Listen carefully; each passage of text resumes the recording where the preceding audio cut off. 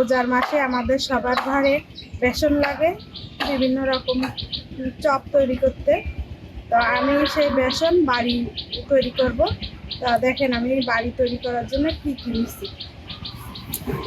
বাজার থেকে আমি কয়েক পদের ডাল কিনে নিয়ে এসেছি। এই যে মুসুরির ডাল আর এই যে বুটের ডাল অল্প অল্প করে নিয়ে এসেছি আমি। আর এই যে হলো মুগ ডাল। এই যে দেখেন আমি ভালো করে ধুয়ে রোদি দিয়ে শুকনো করে নিচ্ছি। আর এই যে নিচ্ছি আতপ চাল।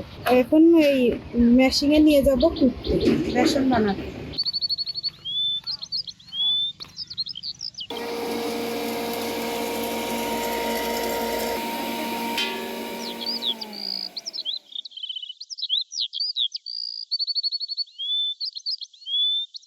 তাই যে দেখেন আমি বেসন বানাই নিয়ে আসলাম।